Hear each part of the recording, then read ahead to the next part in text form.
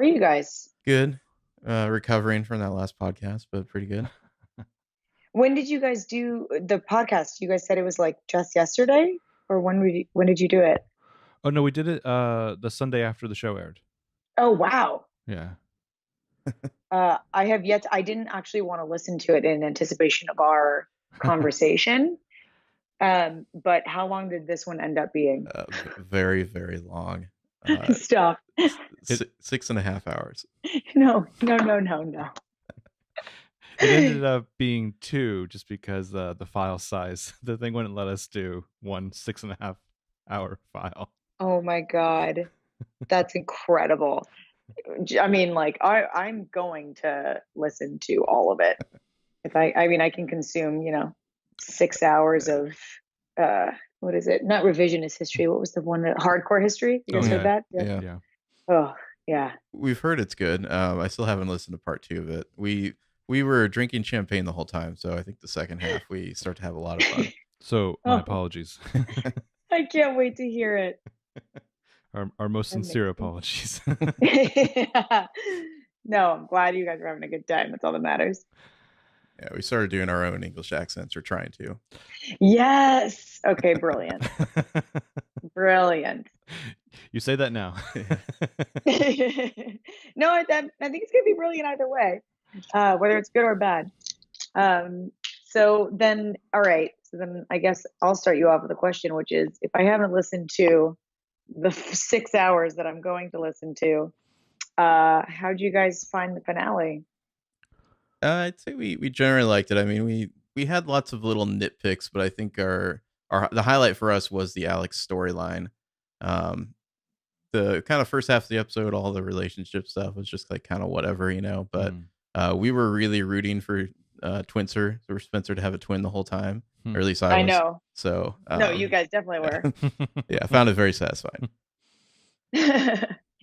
Yeah, it was so funny because as we started to, as the episodes started to sort of like bend in that direction, I got so many people who were like, we really want you to be a twin. So are you a twin? And I'm like, I mean, you know that I can't answer that question, and you know that you don't want me to answer the question in the affirmative or not. But also, like, I'm not going to sit here and lie to you. So I just had to sort of like stare at them and be like, please stop asking me.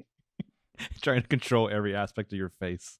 I know, seriously. I was just like I remember I was doing an interview for it, and like this person actually just like told me the whole ending. I mean, obviously nobody knew that like she was gonna be British, and like nobody knew that was coming.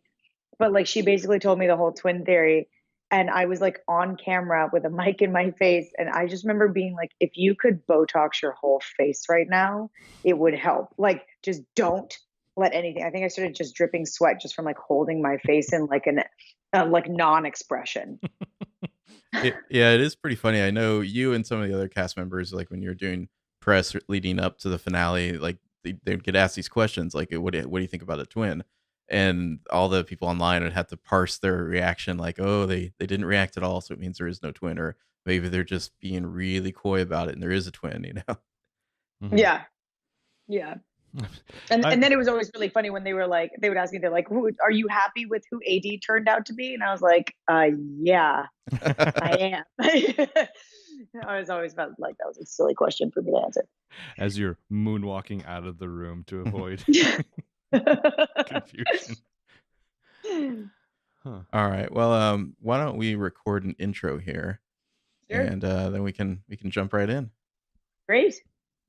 All right. We'll introduce ourselves and introduce you. Okay. Okay. Hi, I'm Benjamin Light, And I'm Marcus Sparks. and this is. Sorry, I just screwed that up completely. Take two. This should just be the podcast right here. I think so. Yeah, I think this should just be it right here. All right. Yeah. Hi, I'm Benjamin Light. And I'm Marcus Sparks. And welcome to Bros Watch PL2. We're joined by a special guest today, Troian Bellisario. Hello. Hello. Hi. Hello. Yeah, we'll just put that all in there. Yeah. Mhm. Awesome. So obviously, Alex Drake is a big topic of discussion that we wanted to cover with you. Can you tell us a little bit about the conception of Alex and kind of how you prepared for that? Well, first of all, spoiler alert. Really rude, guys. That's that's been some of the funniest like reactions that I've gotten like fan wise when like I post something about like I don't know like a major chapter in my life closing, and of course it part of that was like playing two characters, and like when I talked about it, everybody's just like, "Oh my god, how dare you!" Spoiler alert. And I was like, I don't know how to protect you from the rest of your life. I can't. Um, so let's see. So the conception that really, I think it came from the original books because in the original books, Allie had a twin. Mhm. Um, and then there was the whole interesting storyline that we created about, about Allie and Spencer being related, and then the fact that it was that they were related through the fact that their mothers, they both have the same mother genetically, even though they were different people. Um, and so there were twins in the family.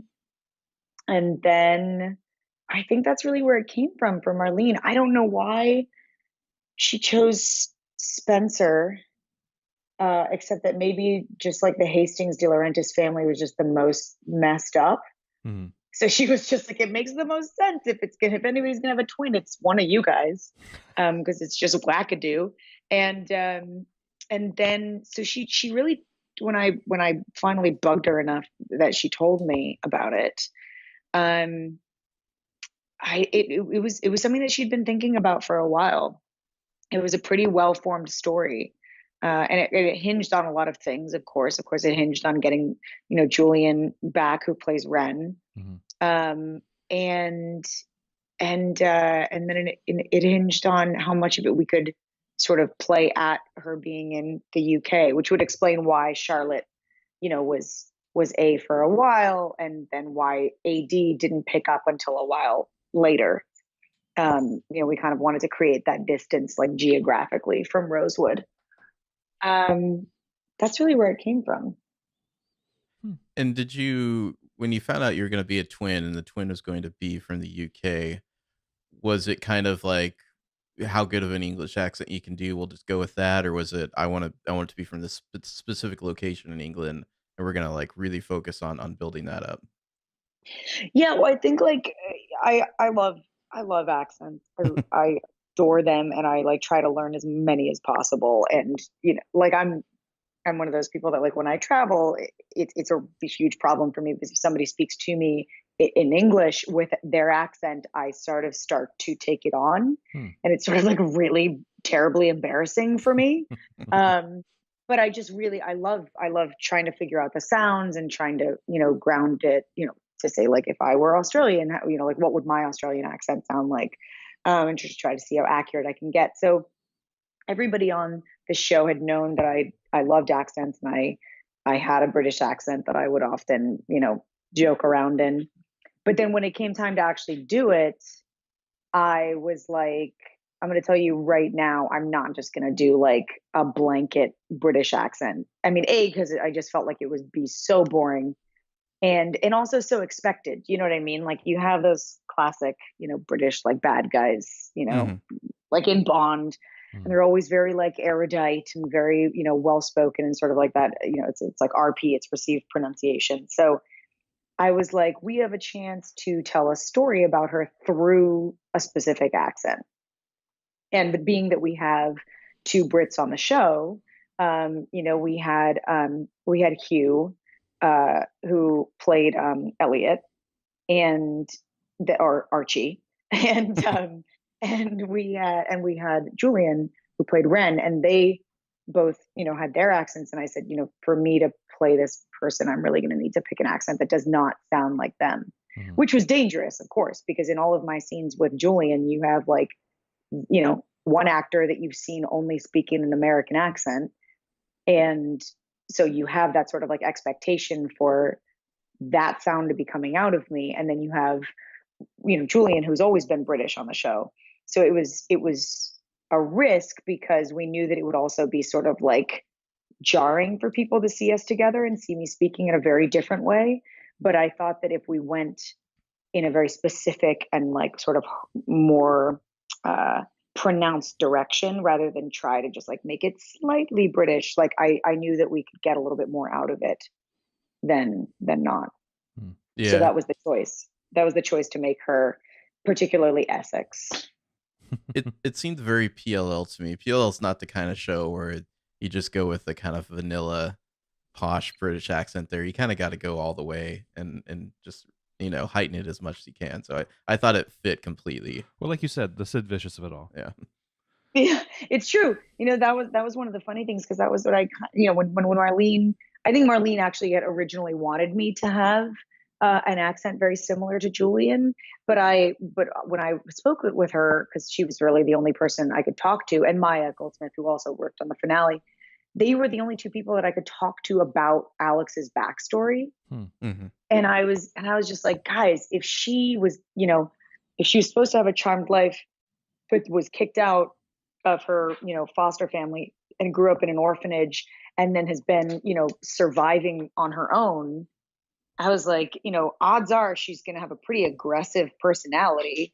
And she's also not in any way going to have, an accent that's going to be indicative of wealth, or indicative of like a very formal education. Mm-hmm. And so it was really important that, in order to support that storyline, that she really felt like Spencer was the twin that got every advantage in life, and she was at a disadvantage. I was like, I really don't think it's going to help us to go in the direction of an Anthony Hopkins, a Sir Anthony Hopkins, if you will. I'm just hearing you talk about Alex, and I'm wishing we had half a season with her. Yeah, true. Me too. That was what I felt about the whole finale. I was like I think it's tough because I didn't have the same relationship to the show that the fans did, but I was like, yeah, babies, yeah, marriage, yeah, sex scenes, so many sex scenes. But then once it got to Alex, I was like, oh man, I just want to hang out with Alex for a while. Yeah. So okay, so you really touched on that. What was it like to build that character in isolation, and then to play her presumably in secret on scenes where we don't know that it's Alex? Yeah, it was interesting because on PLL, everything is a secret, even from itself. So it was I remember, the first scene that I shot as Alex, very early on, the scene when Hannah wakes up and she sees the vision of, what we thought then was young Spencer, or, Spencer without the bangs, but was actually Alex, kind of trying to make that first step of connection. It was zero people on that set aside from Marlene and me, and really Marlene only came down for that one scene just to check it out. It was I don't even know if the director, I'm trying to remember who was directing it, but I'm pretty sure there was some point when I was I don't even know if I'm communicating this to the director. Mm-hmm. It was just such a massive secret, and understandably so, when I think it was the second season, when they had planned, they always knew that they were going to make Mona the first A, but Janelle Parrish wasn't told that she was the villain until almost the last episode, because they really didn't want her to play any scenes, giving it away. And yet there are still the little hints if you look for them. I don't know how they do it, but somehow they managed to drop the little Easter eggs. Yeah. Right. And that's fun, because that's it's sort of if you set up the situation and then you play it for keeps, then when you get to look back at it, you're like, oh, I see it. You know what I mean? But but there was a constant dance with me knowing that I was playing somebody different, which I think you have to, because there were a lot of conversations where Marlene was like, no, you're just really, really good at impersonating Spencer, so good nobody would know. And I was like, that just doesn't make sense to me. And also that's not fun for fans to go back then and watch the same scene and say, oh my God, I didn't realize it. The scene when Alex kisses Toby, I was so nervous. Sorry, that first one, when she's, when Toby's about to leave with Yvonne, I was so nervous because I was I saw the scene and I was like, oh God, I overplayed this.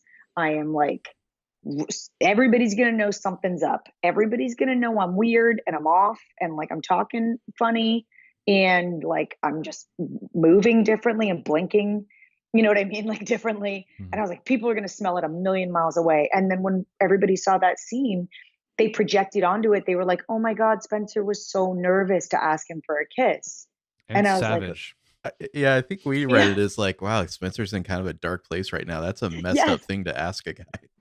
Oh, I remember I listened to that episode, and it was so fun to hear you guys say that, because you were like, oh my God, it's just, yeah, exactly. I remember you having that thing where you're like, she's coming at it from such a dark, like, it's almost like somebody who knows they have an addiction, like going back and engaging with it. It's like, it's not an easy thing to do, and it's not a light thing to do. But it was so wonderful because there was never any person who was like, I don't know, guys, I think that's her twin, you know, until way later. Yeah.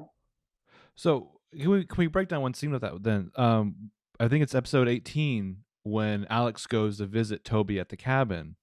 What was that like? Did Keegan even know which character was in the room with him? And at any point did anyone say like, wow, I don't know, Troian Spencer's really going for it here?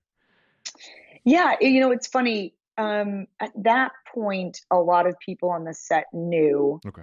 Still, like, not a lot of crew. I still always had that like funny moment with a couple of like crew members when I would do a take as Alex, and they'd be like, "What are you doing today?" You know what I mean? And which was actually always really helpful, because I was like, okay, a little bit too much, you know what I mean? But because actually Keegan was one of the first people to hear about the twin, because then the day in, I think it was the 4th or 5th season, when, you know, Marlene told me about it, Keegan and I were shooting a scene together. And of course, when I asked her about it, he was like, oh my God, tell me. So it was like, we both sat down and she told us this whole thing. And then she swore us both to secrecy. So for like years, Keegan knew that this might happen. But then the interesting thing was, I was the only person that Marlene told, like, this is going to happen. Like, the studio approved it. We're going to start writing it in. So I think Keegan was told that a while ago, but he didn't know if it was like going to be the total end game. But then definitely by that episode, you know, we spoke about how different sex between Alex and Toby would be, and Spencer and Toby. And also just like, why is Toby so oblivious to having sex with a completely different person? Like, I just figured he was drunk. I mean, he had the beer out already. Who knows how many more he had? I also just think he was like really lonely and like really just want, you know what I mean? Like, I don't like, I kind of felt like he was a dude at that right time, where he was just like, I don't know if anything's weird with you, but I'm down. Yeah. Yeah, he has that extreme puppy dog look on his face. Yeah, he's just like, okay.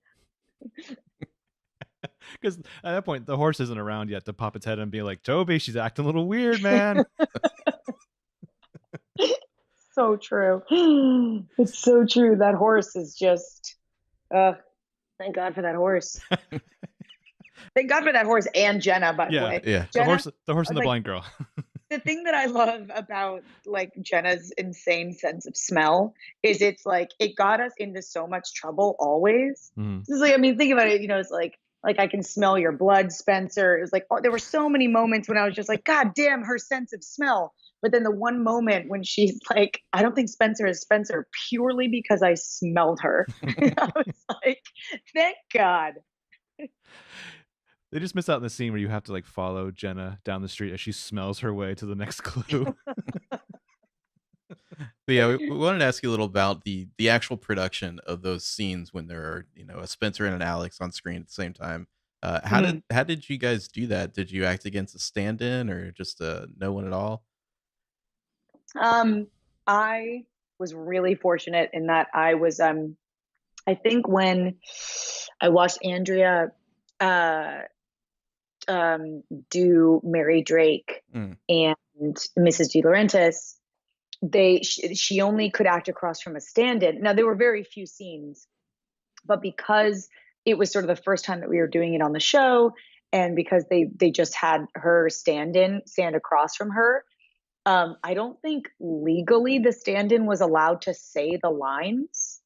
So I remember it being like really difficult, because she would have to like say her line and like act, and then she would like pause And then she would like just say the next line as if, she'd been speaking to herself.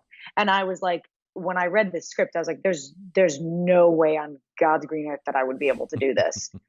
And I asked them, I said, I need you to audition an actor, because I really need somebody who's going to be alive and moving, and also who can watch me in rehearsal do both sides and sort of recreate it.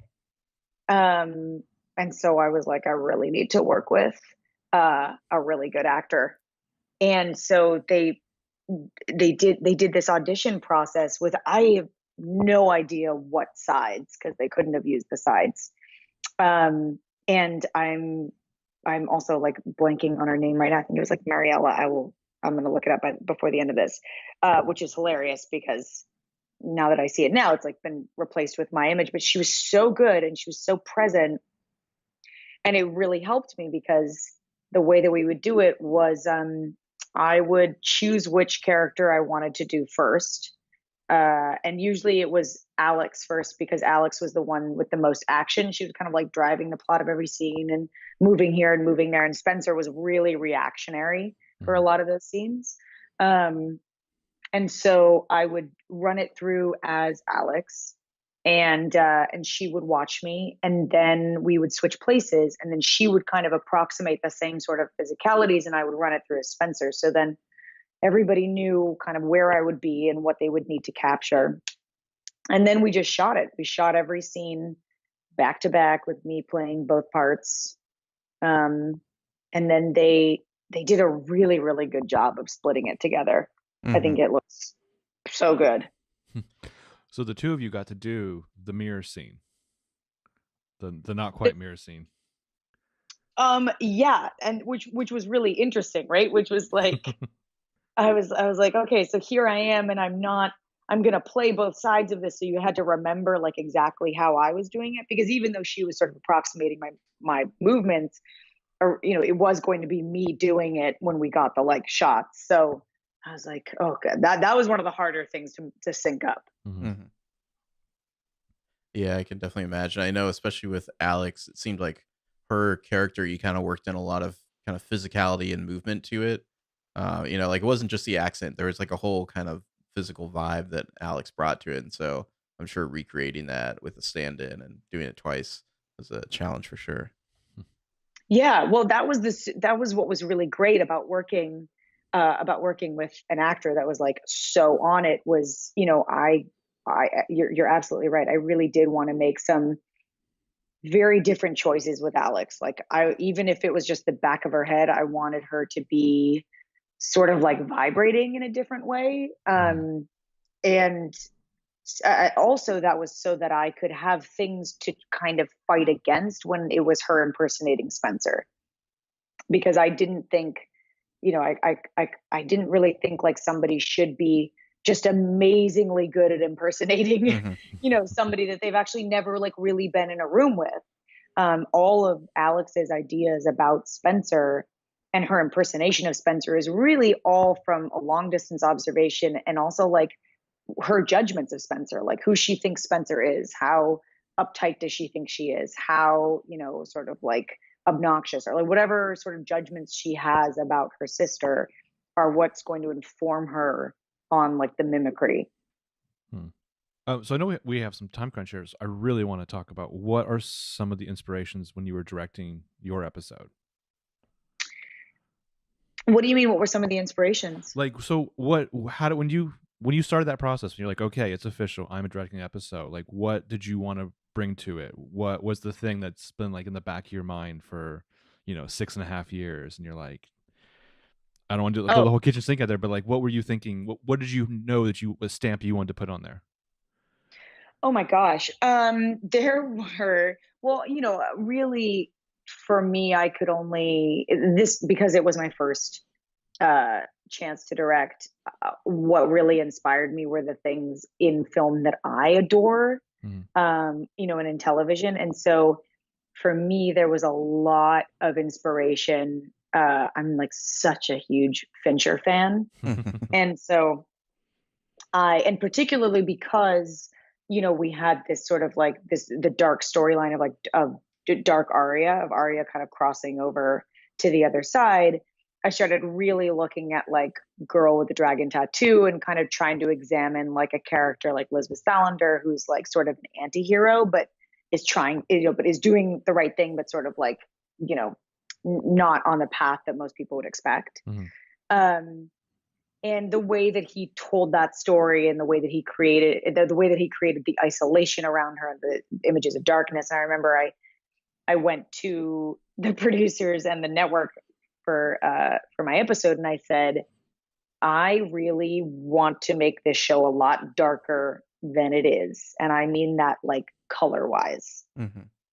And because even you can do a lot in post, but like everything is sort of lit to be a certain way. It's sort of bright, and even in its darkest moments, you want to be able to pull all of those details out and decide how dark you want to make it. But going into it, working with my DP, with Craig, I was like, I really want the chance to make this much darker than we've ever seen. So the shots in the locker sequence, Mm-hmm. when she's walking down the hall, that was like a permission from them to almost use no lights, just like natural lighting, and like her flashlight on like a bounce card, which was something that we'd never really done before. Even when we're walking through the woods at night, there's like a moon balloon and like crazy fill light everywhere. You know what I mean? So it's like, it's dark, but it's not. But I really wanted to kind of explore a different side of the show with that storyline. And it was the same sort of thing with Spencer and Marco in the Lost Woods. I asked if that entire thing could be handheld and if we could use flashlights really to light it, because I'm like, I don't really think that we're gonna like, I was like, I understand that we're in Pretty Little Liars and like, this is the way that it looks. But also for me, like when I think about an abandoned motel, when you're meeting like a person on the run, like you're not going to turn on the lights. So what does it look like if we like honor that, Mm-hmm. And they were totally supportive of it. And they really let me play with that. And they really let me play with some really fun, I think that there were some wides that were pretty unconventional, and some shots that I just really wanted to give it a little bit more of like our show is so beautiful, but I really wanted to try to give it a little bit more space and a little bit like of a much more like cinematic breath. Cause I feel like sometimes it gets a little bit just like you get stuck in close-ups, and I just really, before I knew that was going to be there for a lot of scenes, but I was like, guys, this is my first time playing ball. Let me do what I want. I think you hit it out of the park, especially the first time you see Arya in that episode, where you see the guy taking out the trash and you just kind of slowly pull back and there she is, crouched to the side of the dumpster. Yep. Yeah. Now, did you direct the scene with you and Wren at the end of the episode? I wasn't sure if that was like something that was shot later and inserted, or was that all? No.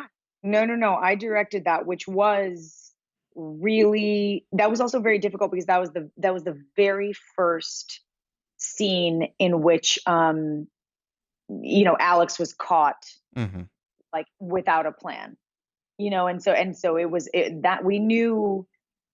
I think that there was a version in which we could have like really not played our hand, but what I really wanted to do with that, and what I attempted to do as the director, was sort of tell everybody, I was like, this is where we sort of have to tip our hat, because this is when the audience can get like behind the storyline. Because I mean, look at what already happened. Still, to this day, I got so much flack because they were like, well, we don't like that it's Alex because it's somebody that we didn't know. You know what I mean? And so, and that's what I kind of talked a lot about with Marlene, was I was like, if you truly save this twin to be a slap upside the head in the very last episode ever of our show, it could be really discombobulating.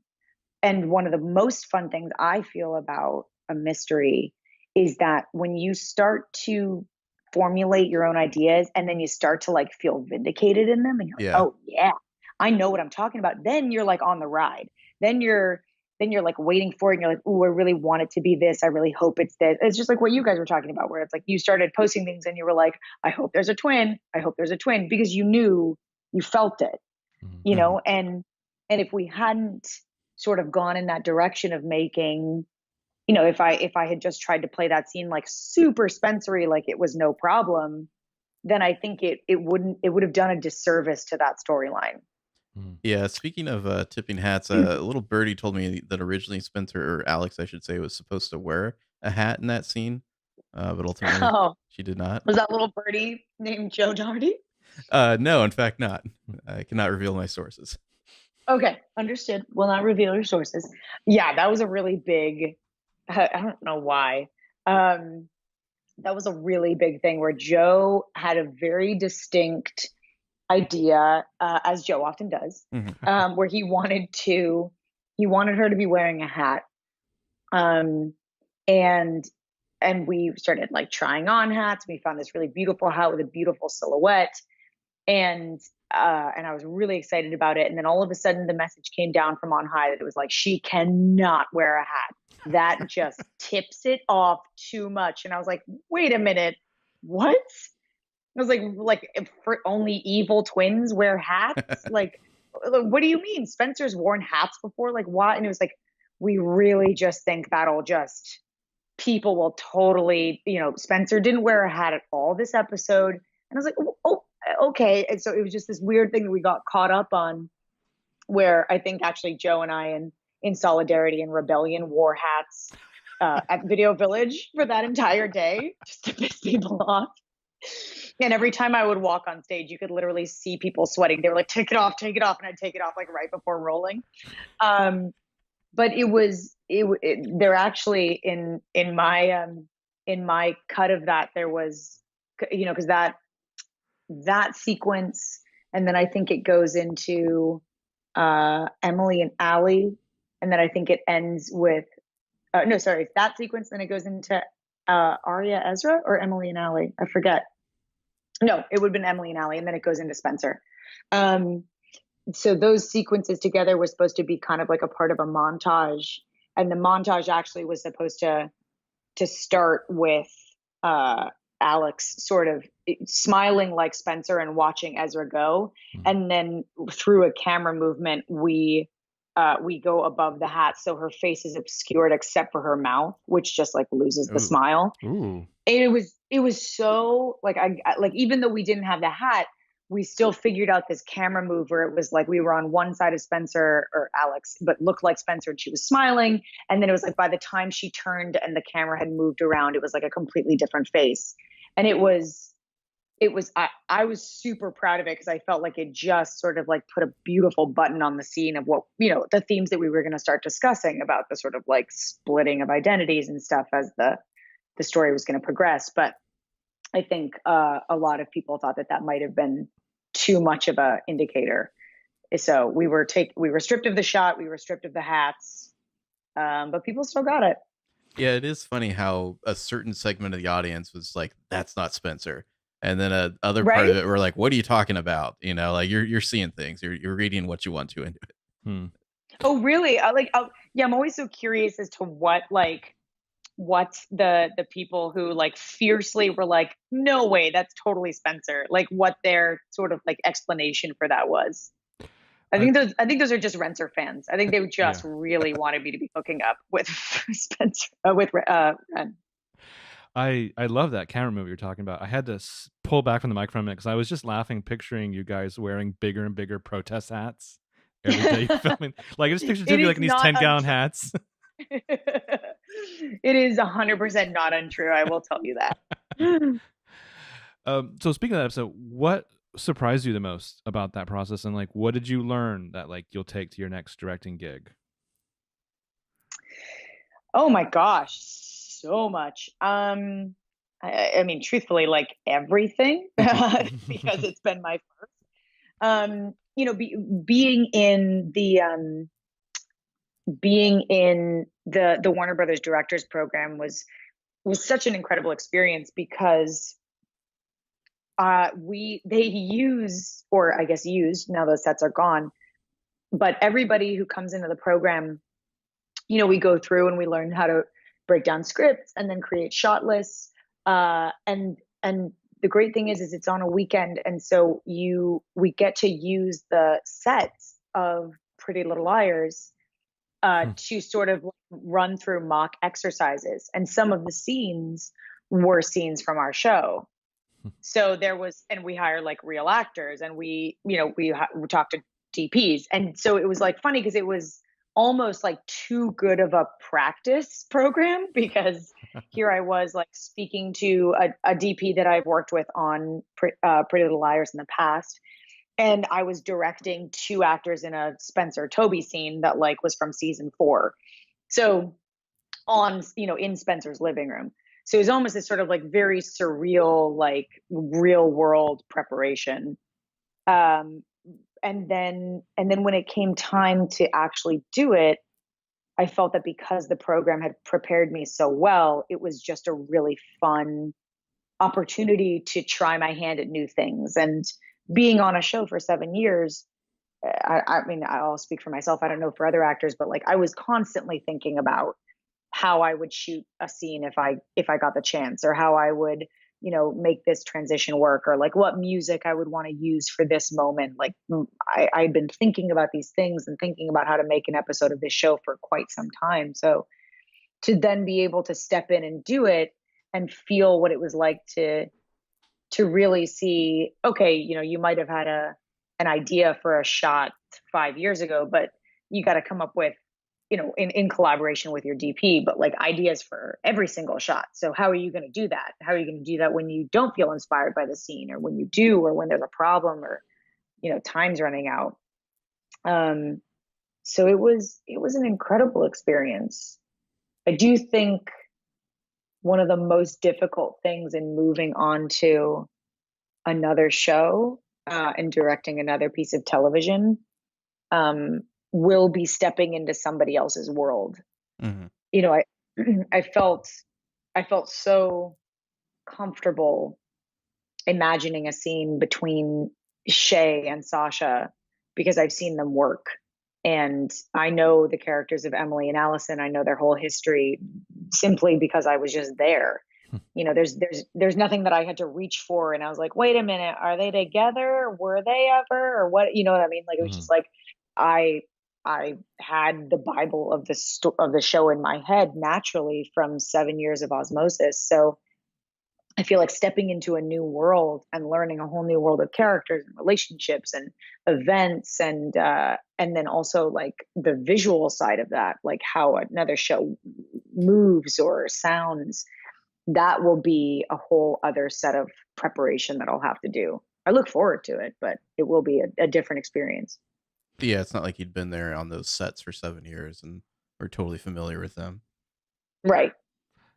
I think everyone looks forward to when we hear about your next directing project. Also, I was just thinking 10 years from now, that actress that you mentioned is going to write a play about the weekend where she got to play Spencer as directed by Spencer.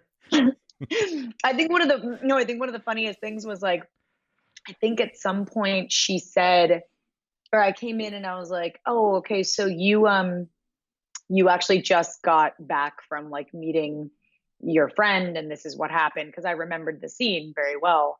And so I was trying to give her a backstory, which hadn't been provided to her. She'd only gotten the script. And she was like, yeah, I was just like really confused because like, sorry, I've never seen the show, so like I don't really know about this. So I just thought, that like maybe this happened. And I was like, at this moment where I was like, well, it didn't happen that way because it didn't. and I actually never told her who I was, which was sort of hilarious, because I was like, there was this moment when like everybody in my class was sort of like kind of snickering at the awkwardness of the moment, and then I was just like, I'm not gonna do this to you right now, so we're just gonna go from this point. Yeah, I can just imagine trying to explain that. Well, this character is my half sister and also my cousin, I think. Maybe. Yeah. I think I might have even tried to, and she was like, wow, this show sounds confusing. And I was like, you have no idea. Well, speaking of creative endeavors there, we just watched Feed last night and wanted to ask you a few questions Oh about my that God. as well. You watched it last night. Crazy. It was interesting because right as we were sitting down to watch, we saw the one Instagram live, the Q&A with you and Tommy Bertelsen. Then we watched it, and then it was like almost right after we finished it, you guys started the other Instagram live, and it was like, cool. How lucky are we? That's awesome. You watched it exactly with us. Yeah. Definitely. Tell us a little bit about the writing process behind that. I know something you've been working on for a long time. The writing process, I was fresh out of college, and I had just booked my first theater gig, but it wasn't going to start for a month. And so I was kind of like, I didn't really feel like I should, go rush out to, well, I also knew it would have been like really dumb for me to go like try to get a job as a barista, when I'm like, I'm only going to be available for the next 3 weeks. Because they'd probably be like, you're not hired. So I was sort of like, wondering what to do with myself. And I'd been thinking a lot about writing a script, and I'd even actually written a couple of different outlines about a sort of like very face value, like a sort of straightforward story about my time in hospital for my eating disorder. And I just couldn't, it was like so new, or like so recent, and so confusing. And I also like, I was like, ooh, like these girls and these men that I'm writing stories about, like they're real people. And I don't know if I feel like I have a right to share the things that they shared with me, like in therapy. And, so I was kind of stuck, because I was like, I want to write about this.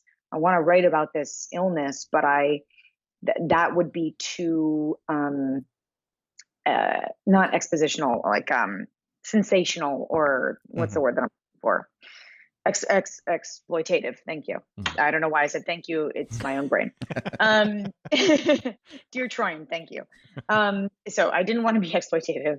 And then one day I was driving, and I thought about the twins, because at the time I was dating somebody who looked a lot like me, and we were both actors, and I was trying to think about roles that we could play together. And everybody always called us, brother and sister, like thought that we were twins. And so I was thinking about twins. And then the idea happened of the personification of the eating disorder.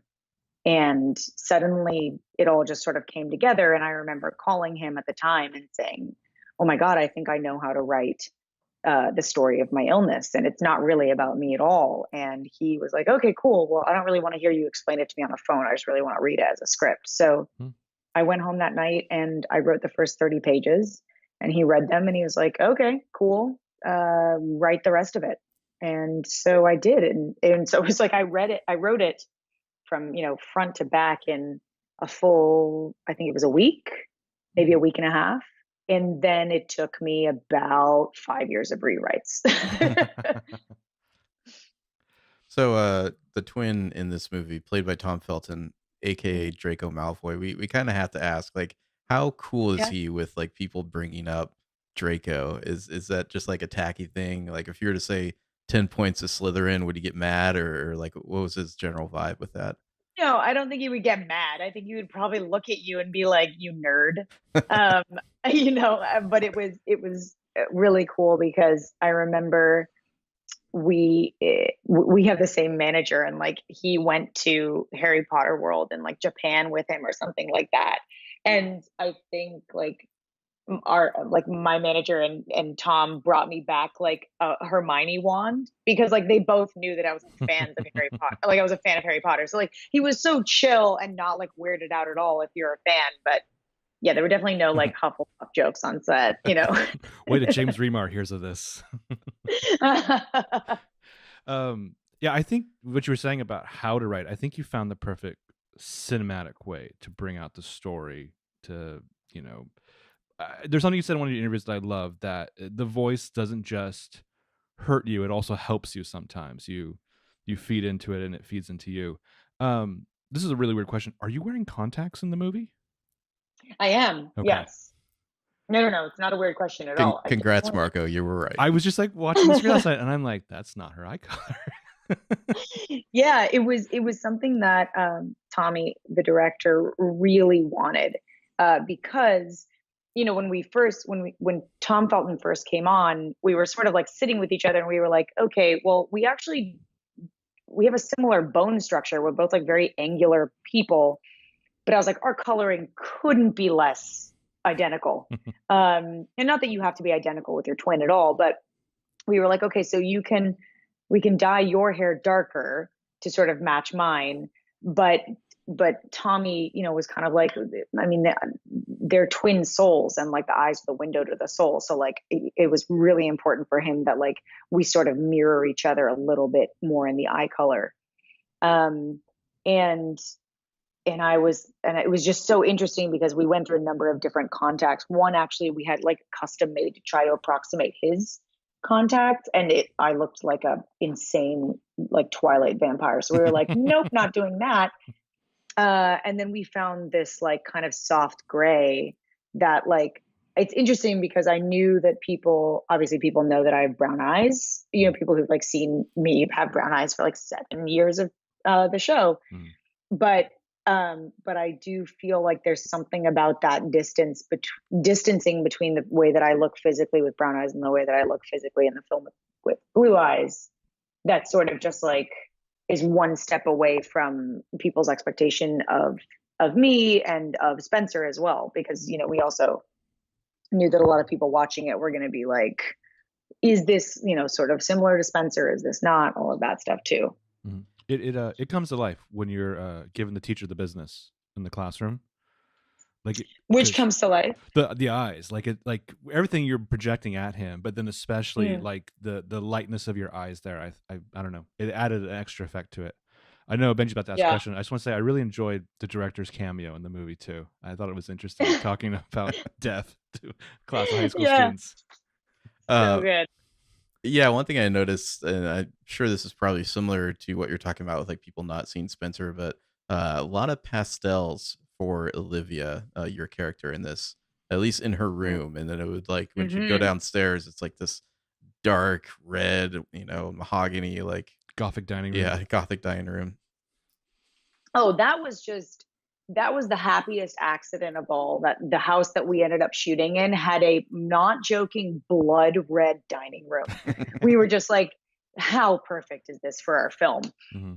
But we did really, we had this really wonderful designer that we were working with to create the sort of, the look of everybody in it. And also the uniforms. We were working with a very dear friend of ours who was doing wardrobe, and another dear friend of ours who made all of the school uniforms for us.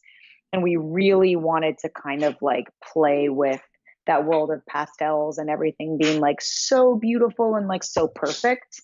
And then sort of, when Olivia sort of starts to spiral down and she starts wearing Matt's like navy blue school shirt, or she starts to drape herself in these, black clothes. That sort of like, I don't know, her sort of like devolution from the little girl into something else. Definitely almost looked like a vampire by the time of the Christmas party there. Oh yeah. Well, that was, I remember like when we were shooting it, I was like, Tommy, I look like a crazy person. And he was like, not inaccurate. I look like Arya. I know, right? He really, the way that I had written that scene was that, because I think that's a really important moment for people who are parents or siblings of somebody with an eating disorder, is like, because it happens so slowly and incrementally in front of you, that it's like you almost don't really notice a person changing until one day you look at them and you're just like, how did you get here?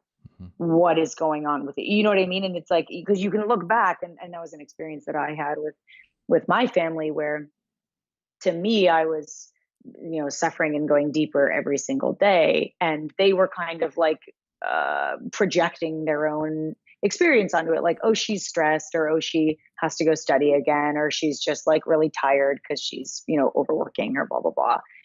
but it's not until like you show up to a Christmas party and you have no color in your cheeks, so your blush looks insane, or like you need to put on makeup to like make yourself not look like a ghost, and it just ends up making you look way worse, or none of your dresses fit. Like, and then when you are a family member on the receiving end of that, you have this moment of like, how could I have not seen this? Mm-hmm. And it's so horrific to you. Like, that was a really important part of that look, was like almost making her look like a ghost of a person that was trying to pass for alive. Mm-hmm. So what grew out of playing this character that you had been kind of living with, in the writing aspect for 5.5 years, from the writing to the actual production, the collaborative effort of film? Like, how did that change for you? That's a really good question. I think that it was really interesting. I recently watched the Lily Collins film To the Bone, mm-hmm. and I had a really intense reaction to it because I felt so like connected to the way that she dressed and the way that she moved, and that was somebody who was much more progressed in their eating disorder, and she reminded me a lot of me later in my life. And so I felt like really, really akin to her. And the interesting thing about Olivia was because she was so much based on, who I was in high school, which was much further away. She like the very like sort of like little girl like movements and the relationship to her father and the pressure of school. It was really interesting because I thought that I was going to go back into that and I was going to just feel like, oh no, I'm just playing a younger version of myself. But actually, because I had the distance from it, it was almost like it felt like playing a new person. And it felt like exploring a new relationship because I didn't have a twin. I didn't have a twin who died. So in writing it, I felt very much like I was expressing like my own personal sort of experiences. But then in playing it and performing it, there was just such a connection that I felt with Tom playing Matt that like just wasn't like anything that I had been experiencing or anticipated experiencing. And that was really where Matt and Olivia became the Matt and Olivia, not inside my brain, but, from me and Tom together. Mm-hmm. So that changed a lot. All right. Well, before we let you go, just had a couple quick questions for you. We know you're a big Game of Thrones fan. Who do you want to see end up on the Iron Throne? Oh my gosh. Well, I mean, it's so tough, right? Because it's like, who do I want to see versus who do I think will be up there? Mm-hmm. Let's do both. Let's do both. I really, I mean, obviously I want Jon Snow to like team up with his aunt, Daenerys.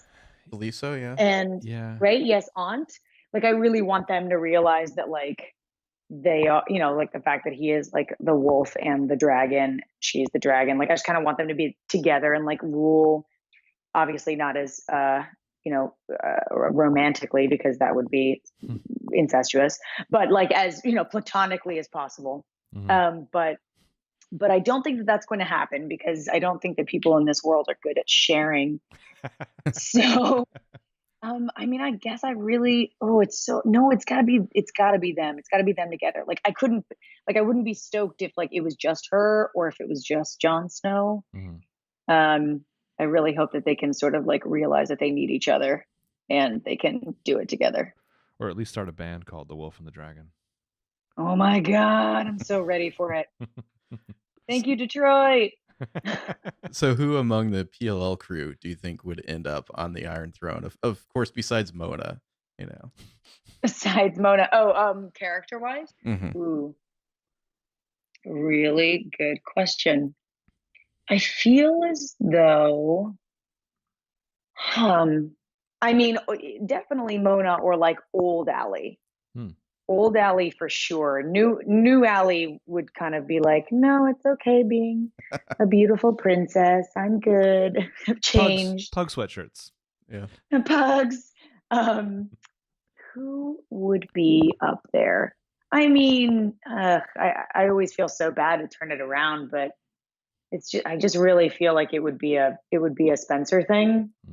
And probably she would have to fight like Alex for it. I feel like Alex would definitely like make a claim for the throne, and then they would have a sort of like fight to the death in front of everybody. And then Alex would do the thing where she would like actually kill Spencer, but then pretend to be Spencer so that everybody would be like, yay, Spencer's the one who won and she's the one on the throne, but secretly it'd be Alex. Ooh, the dark ending. Yeah. This happy ending got real dark.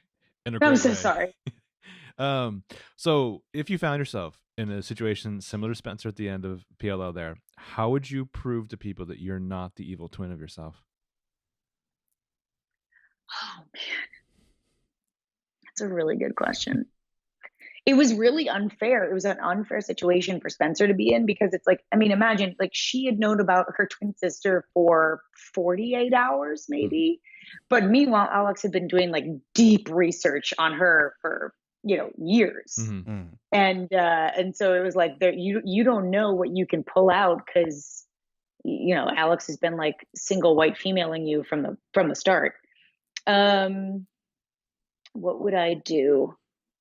Oh, it's so lame, but I would probably like pull out some sort of like weird concealed secret that I had with somebody. And of course, sort of like look at them and be like, remember the night we did that thing and we're never supposed to talk about it, and we're not gonna ever reveal it to anybody. And I sort of like stare at them really hard, and they'd be like, okay, I guess I don't want anybody to hear about that, so yes, it's you. So I like blackmail. They're like, I don't know what you're talking about. That must be the evil one. Toby, it doesn't happen to all men. It's not perfectly natural. Well, I think Alex was smart because she played to her judge, and I think if I have like micro criticisms of the finale, it's that Toby shouldn't be the judge of Spencer. It should have been the other 3 liars or the other 4 liars. You know what? I think you're totally right, because I think that when Toby ended up sleeping consistently with Alex and not understanding, it was like, maybe that's not the person that you plead to. Like that would have been way better for Spencer if like Alex the whole time was like looking at Toby and was like, oh my God, how could you not remember me? And I feel like Spencer would have like passed right by and been like, fuck that noise. Hey ladies, look at me. Look at me. Then we would have had to go get the horse again. Make the ruling. Toby would have been like, can we have a horse break? Hold on. Jenna rides in at that horse. Oh my God, wait a minute. I never, in the beginning, first of all, I would love to talk to you guys like forever about this, but like in the beginning of the episode, in the dream, Mona's dream sequence, Jenna's riding a horse and Jenna's riding a white horse. And I never really put it together that like, if it weren't for Jenna and that horse, oh yeah, about the twins, it was like really interesting that you start off the episode with like the 2 biggest, like the people that we need to thank the most, just sort of like arriving together. This is when Marlene turns around in the chair smoking a cigar and she's like, huh? Yeah. You guys have no idea. It was the cutest thing watching her with that scene, because we were all like, Mar, what have you been smoking? Like, what's happening? And she was like, you know what? I'm having the best time. She was like, Brendan, come tap dance again. And it was just like the lines and us sweating in the snow and talking about ice in our panties. And like, it was just, she was on cloud 9. I think it was just like she had carte blanche to just enjoy herself and have a goddamn party. I think she earned it. Yeah. Yeah. So before we let you go, we saw that you had a new kind of curly hairstyle there. Is that for Where Do You Go, Bernadette, or is that just for you? Oh no, that's actually just like my hair. Okay. It's I mean, that was like a very like polished version of it, which I know it's funny because it doesn't seem like curls would be polished, but my hair is naturally curly and very, very 80s. I am a baby of the 80s, and it is reflected in my hair. And so nowadays we just sort of like always straighten it, and that was like a big look for PLL. It was like the blow dried, perfect sort of doll hair. But when Spencer got locked up in Radley, they basically were like, hey, we don't have to do your hair. I think we should just let it be. And I was like, oh, because my hair looks crazy to you? That's cool. That's good to know. Pretty good, full Diana Ross. I know. Oh my God. So Diana Ross, Dave, the guy who does my hair, was just so ecstatic about it. He just kept on like touching it all night. He was like, "Oh my God, I'm so happy." All right. Well, thank you so much for joining Yes, us. thank you. It's a real pleasure. And for 7 years of this amazing characters. Oh, thank you. Thank you. I really, really, I love talking to you guys. I honestly, I mean this. I know it's going to sound like a crazy thing, but I can't wait to spend 6 hours with your voices going over the finale. We hope you enjoy it. I hope we're not too drunk in part 2. Again, I'm so sorry. No, get drunk. You know, but I really do. I really appreciate you guys saying thank you, but like, I really do want to thank you guys, because I have to say, and I think I said it to you in the email, that you both and this podcast really made me consider my relationship to this show in a different way, because I think I started out really kind of like railing against what this show was, and like any sort of, cinematic references that we made, or like way that we tried to play a scene, or like, subtle and nuanced storyline. I was like, people don't like it. They just want us to do the candy. And then all of a sudden I stumbled across like hours and hours of you guys talking about getting these references and like breaking down these scenes. And all of a sudden I was inspired. I was like, oh no, we're not giving up. Like it's getting, it's getting through. Like people are seeing it. And that was so inspiring. And it made me really want to like double down and get more involved. And I'm super grateful to both of you. So thanks for having me. Awesome. I really appreciate it. You're welcome. I'm gonna just say thank you before I start crying. Well, we'll all get drunk and cry in the next podcast. It'll just be 3 hours of hiccuping and sobbing. Fantastic. All right. Well, Feed the Movie. It's on iTunes right now, video on demand, right? It is. Yep. And yeah, we are very interested at Where'd You Go, Bernadette, Richard Linklater movie. Whenever that comes out. I'm really excited. Thank you so much. Thank you. You're welcome, and have a good rest of your day. Yeah. Bye-bye. All right, I'll talk to you soon. Have a great rest of your day. Bye. Bye. Thanks. Bye.